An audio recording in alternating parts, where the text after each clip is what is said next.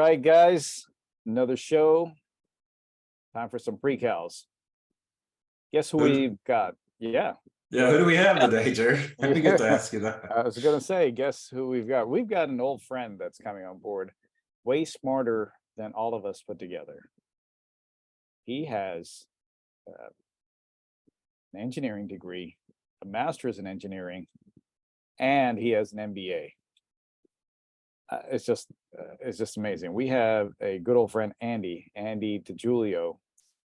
We've all worked with him over at Respironics, and now he's at Onera Health. So I'm pretty excited about that. Well, that's great. You know, Andy, we've all got to work with Andy. You know, you're right, at Respironics, and I did at Philips. What an incredible talent. There's so many products that we used at Respironics and at Philips that at some point he had his hand in bringing to market, and just a lot of insight and just an incredible professional, you know, in this space. So I'm looking forward to hearing what he's doing now. You know, the thing I'm most excited about is to hear about a patch-based full PSG system that can be performed on patients in the home. You know, so they're setting some they're trailblazing when it comes to, you know, sort of moving the sleep lab into the patient's home, and, you know, giving us another avenue to be able to gain more diagnostic information than you can get from, you know, the home sleep apnea testing devices alone, and you know, potentially even pick up on more sleep issues than just sleep apnea. I agree with you there. It's really exciting to see the development of various technologies in this field, and to see something new like this come on board. I'm looking forward to it as well. You guys ready? Yeah, let's do it. Yeah. All right, on to the show.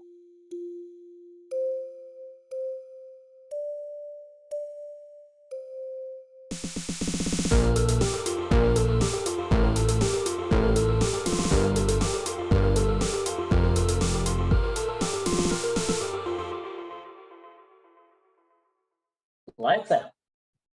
Welcome, everyone, once again to another episode of Sleep Tech Talk, the sleep podcast, with your hosts and friends, Emerson, Kerr, Robert Miller, and me, Dr. Gerald George Mannikarote. We're here on another fine day, another fine episode with another fine guest. But before we start, you know the drill. Hit that like button, hit subscribe, and be sure to share. If you're listening on the podcast platform, please sure to like it and give the star ratings, and also add a comment. It really helps get the message out to everybody else. Please, once again, we ask you to share this with your friends, because everybody wants to hear a little bit of this, right? All right, well, I'll tell you what everybody wants to hear is about new technology. And with new technology, we have a gentleman here, an old friend of ours, Andy Deguilio, and he's here with us with Onera. And he is the Chief Strategy Officer and U.S. General Manager of Onera Health. He has a background in engineering and business with a BS in mechanical engineering from Villanova University, an MS in mechanical engineering from Virginia Tech, and MBA from Carnegie Mellon University. He has so much education that it takes this long for me to tell you about it. And not just the education, but he also has the experience. He's worked in sleep for the past 20 years and held a variety of roles in all sorts of sizes of healthcare companies, ranging from startups to the top 10 ranked healthcare companies in the United States. He lives in the Pittsburgh area with his family. And to tell us a little bit more about himself and how he got into sleep, Andy, talk to us. Well, guys, first, thank you so much for having me on. I really admire what you guys are doing with this podcast. So my story, getting into sleep, I kind of stumbled my way into it. This goes back almost 20 years. I was doing something completely different. I was working in the energy industry after business school, actually working in corporate finance, and I was looking to make a career change, and I bumped into a dear friend of mine who told me about this company called Respironics that he worked for. And, you know, I explained to him that I wanted to get back into product development and use a little more of the engineering training that I had. And he recommended me for a product manager position. And yeah, so this goes back a while. This was all before the Philips acquisition. And so that's when my journey in sleep started. And since then, I've been very fortunate to do many different things within sleep and to learn from many talented individuals at Respironics, Philips, and now at Onera Health. I remember the first time I met you, we were at a sales conference, and I think you were with Zach Paul, and we were outside, and I think almost all of us had a drink in our hand, and we were talking about hypopneas and how to detect them in the machines. And I was thinking, while I'm having this conversation, at the same time in my mind, I was thinking, how nerdy can you get? You're outside drinking and you're talking about detection of hypopneas in machines, but that's what really what all of us enjoyed. I mean, that was our life. That's still in our blood right now. How do you think things have changed since then for you personally? Oh, wow.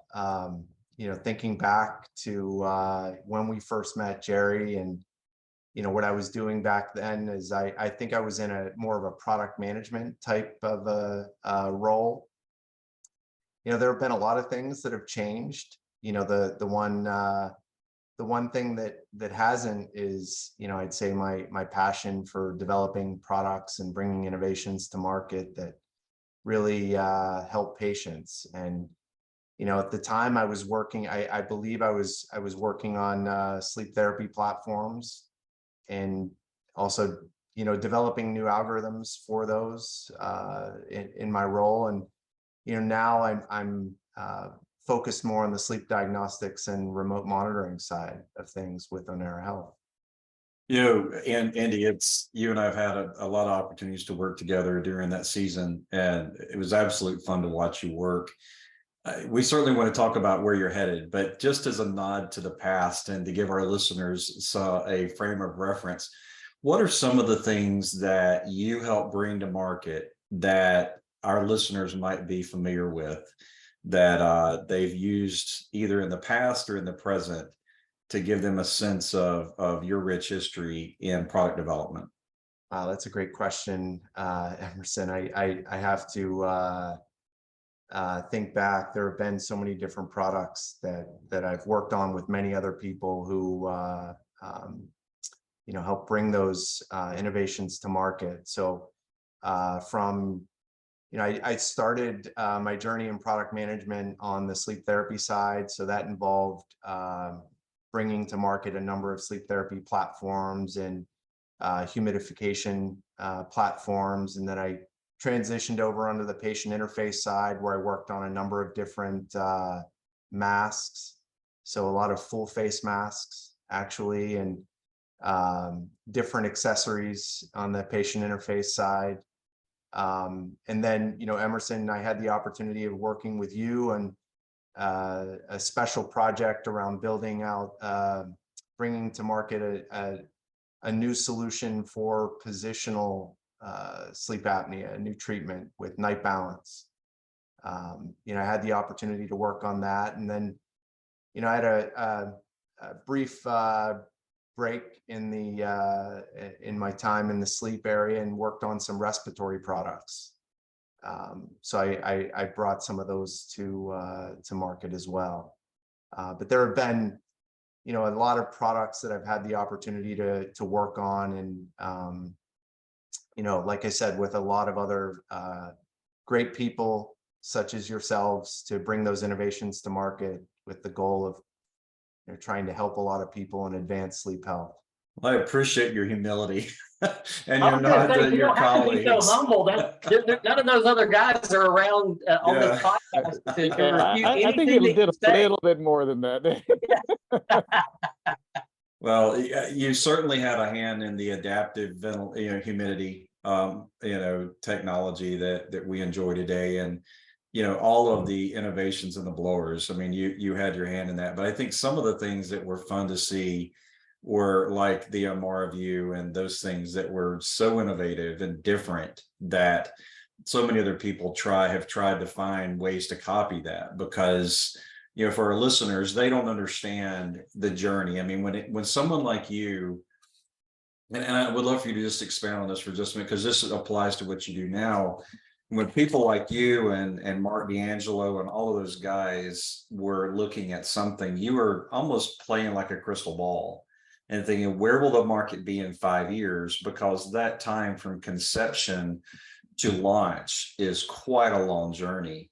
What are you thinking about, whether you're, at Onera or at Philips or any of the places you've been, when you begin to think into the future, what will things look like? Because, when you think of Moore's law, you could be behind the curve, when you think you were ahead of the curve, right? By the time you bring it to market, so much knowledge has changed around that. So when you're thinking of that, whether it's what you're doing now or back then, what are some of the variables you have to balance? Because you have to have that in mind. Will my solution be obsolete when I finally bring it to market? How do you balance that?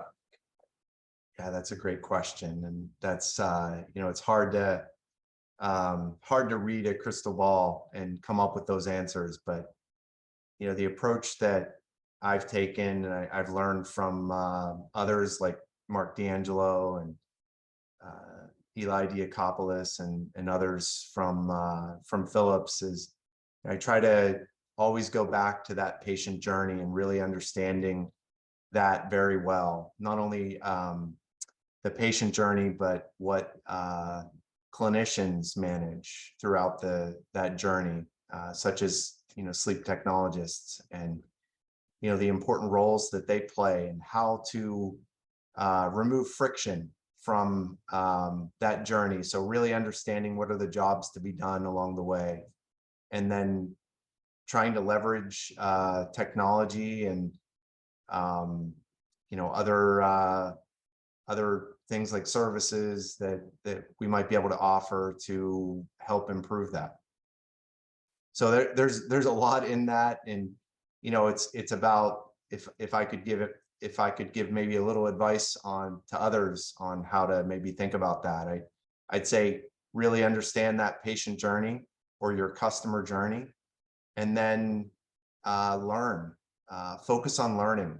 So trial and error, go out, get in front of your customers and learn from them, learn what works, and then try to iterate as quickly as you can. With that in mind, Andy, as you look at what you're doing now with Onera, and speaking of friction, what friction points did Onera recognize for sleep that you feel like your technology begins to address? That's because one of the things we're able to do on this show that's incredible is we get to hear all of these new technologies and these advancements, and everybody's got this amazing mousetrap, that they brought in, and they're fantastic, right? I mean, everyone's got something, but just capitalizing on what you just said about friction. What do you feel like Onera has done for sleep medicine and eliminating some of that very friction? That's a great question, Emerson. So let me first just explain to your audience what our solution is, and I think that will answer the question, and I'll explain it as I explain what our service is. So our product that we offer is actually an end-to-end service. We call it the Onera Polysomnography as a Service. It's designed for at-home sleep testing, and it takes very minimal effort to prescribe and conduct a sleep study with Onera. And there's also no upfront investment to get started. We've designed our solution with ease of use in mind. So one of the areas that, to answer your question specifically, we've found that, sleep health in general is getting a lot more attention, thanks to, the work that you're doing and many others. And as a result, with the improved awareness, there's a greater understanding of the impact of sleep on overall health and healthcare costs. But at the same time, we're dealing with shortages of trained sleep techs. We're seeing this across the US. And this shortage is one of the friction points that we've identified. You know, we see this as an opportunity to help patients and clinicians. In many areas, we're hearing that, you know, the backlog to get a polysomnography test is, you know, up to 6 months, sometimes even longer. And, you know, we believe solutions like what we offer at Onera, which is an ambulatory polysomnography solution, so a level 2 test, which has been underutilized due to technical and logistical barriers. We believe some of the friction around those technical and logistical barriers we're helping to remove with our service. So the workflow is very simple. It starts with a clinician requesting a PSG on our Onera Digital Health platform, and then we take it from there. So we deliver the system to the patient. They conduct the sleep study and return the sensors to us. We provide all the support along the way, and then we process and analyze the data and generate a report for the clinician. And so that's it. And, you know, we see this as a wonderful opportunity to help clinics expand their sleep programs, and, you know, also for those who have limited access to sleep labs and want to implement polysomnography testing. So a couple of questions, Andy, related to availability of product. Is it available now? Can clinicians get the product now? And then the second part of the question would be billing. I know that probably is one of the #1 questions that you get related to the Onera product. It is, yes. So the first part of your question, you know, our focus this year is expanding the availability of our Onera polysomnography as a service here in the US. It is available, so our platform is FDA cleared. The interest level that we've received has been overwhelming. So our focus is expanding the availability and trying to fill all that demand. That's really our short-term focus right now. The second part of your question, Robert, you know, the billing, you know, this is something that we want to promote. We think that this is one of the barriers to ambulatory polysomnography testing being utilized more to address, you know, the shortages that we're seeing in the market, the backlog with polysomnography testing that exists. And we think that, you know, if we can get some, you know, reimbursement support for the category, that it will go a long way, and many patients will benefit from it. Andy, do you see an opportunity to use a solution like this even in an inpatient setting? Because, you know, we certainly see every day somebody's posting a job, you know, where there's an open position, there's not enough techs, you know, and you know, having that skilled labor is clearly a market headwind that none of us really anticipated a few years ago. Is there an opportunity to leverage that technology in the sleep lab or an inpatient setting? Absolutely. So in a sleep lab, definitely, it's a very simple system to apply. So we found in our testing that it takes less than 5 minutes for a patient to apply our system for our sleep study. In the inpatient setting, I think there's a huge opportunity. So if you look at, you know, some of the more costly chronic conditions to manage, and you look at the percentage within those populations with comorbid OSA or insomnia, it's quite high. So there could be a very big opportunity to do inpatient screening for people coming in with those conditions, with the goal to reduce hospital readmission rates. I see that as a big opportunity, and, you know, the leveraging our Onera STS platform as a means to do that is actually, we've been contacted by you know, a few physicians even recently at the sleep meeting to start doing some research in this area. Speaking of physicians, do you find that one particular specialty is gravitating to this over another, or is it a broad range of physician types that are, liking the Onera platform? So it's actually been a broad range. It's mostly been sleep physicians. That's really the core and who we've focused on initially. Once we expand the availability of our system here in the US, I think we can start to look beyond the sleep physicians for other groups who are interested. So Andy, Andy, one more question before Okay. Jerry wraps this up here, because I see him, I think his finger on the trigger. The patient population that seems to be make the most sense from an Onera standpoint, because I think some physicians would say, you know what, a home sleep apnea test as it currently in the current form is enough to diagnose a patient who just has, sort of basic obstructive sleep apnea. I know that we know that there are patients who are diagnosed via HSAT that have other sleep issues that may not get addressed, and maybe that is part of the patient population. But what's the target patient population for Onera as well? So it's really anybody who would need a polysomnography test. So if that's an OSA population, we can absolutely do that.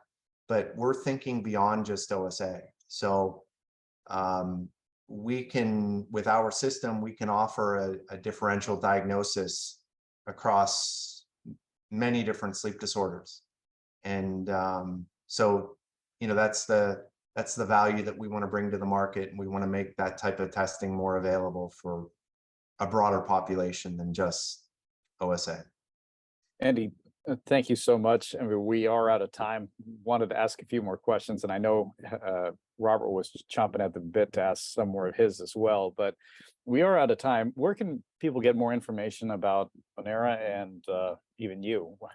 Oh, yeah, of course. So people can get more information about Onera at onerahealth.com. That's ONERA health.com. And I would encourage anyone interested in more information to visit our website. There's also a form that they can fill out to get in touch with us. And that's the best way, I'd say, to get in touch with us and get more information on the company. And they can also, get in touch with me through that system as well. We're not a huge company. We're small enough where I'll get contacted if somebody does reach out. Awesome. Andy, thank you so much for joining us. We sincerely appreciate you being here. Oh, thank you guys. I want to thank all your listeners and viewers out there for tuning in. And thank you guys for the kind invitation to join the show. This has been great. And thank you for everything that you're doing to promote sleep technology. Hey, thank you so much. And to listeners and viewers out there, thank you guys. Thank you all for joining us for another show.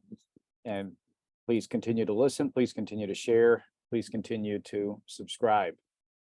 Thank you once again. And until next time, we say lights on. Hold up. Folks, we've got some exciting news for you right now, right here on Sleep Tech Talk. Want to let you know that we are looking for 2023's Person of the Year. That's right, Sleep Tech Talk's 2023 Person of the Year. How are we going to do that? Well, listen up. Any guest that's been on the show so far, and any guest that's going to be on our show for this year, 2023, are all nominees or all candidates for this recognition.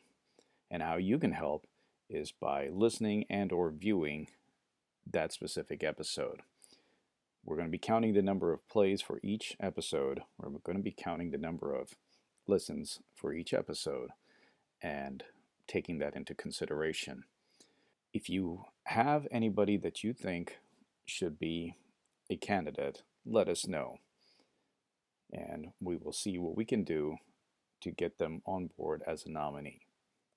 At the same time, we need your help to make this happen, to select that Person of the Year. Along the way, we hope to introduce some other awards as well. But in the meanwhile, do everybody a favor, do us a favor, and listen in to your favorite guest. So by early next year, 2024, we'll be announcing the winners. Now back to All the right. show. Post Cals, that was quite a show. What do you think?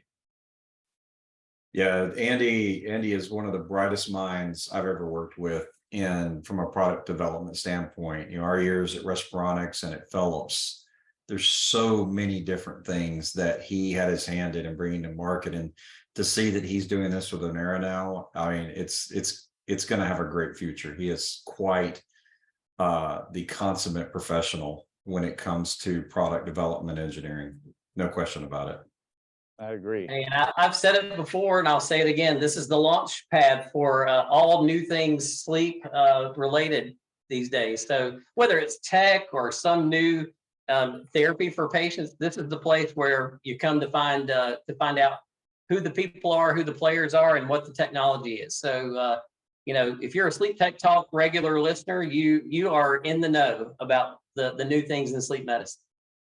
Hey, yes, I really love the fact that this is a platform for that sort of thing. And I wouldn't just stick with just the technology or these kind of pieces.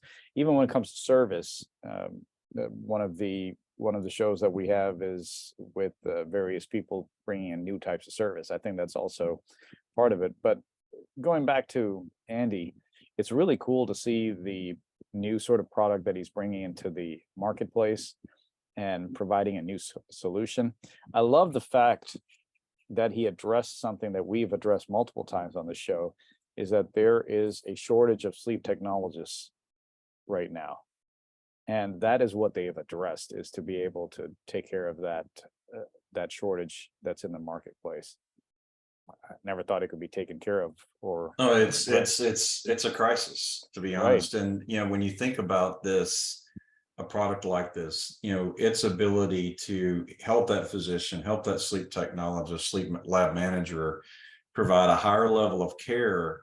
Yet, you know, because if you think about home sleep apnea testing, I mean, it's great for pulmonary, you know, measures and, you know, sleep disordered breathing, but you lose so much, you know, other important metrics to tell us about the patient. And this type of technology can really help a sleep lab that's struggling to really find techs to provide that next level of testing, even though it's not level 1 and it's not what they want. And obviously that's the ideal. But gosh, if you don't have that option and you're short on personnel and resources, a tool like this could be really incredible for expanding your capability, giving you some bench strength, and staying relevant in your market. I agree. That's a lot more eloquent than when we would normally Oh my be God. having these kind of discussions over drinks, like I told Andy in the when we were talking to him. That's a long time ago in a faraway land. That's a long time ago. We should do that again. Right. Have some discussions about these kind of heavy topics over drinks.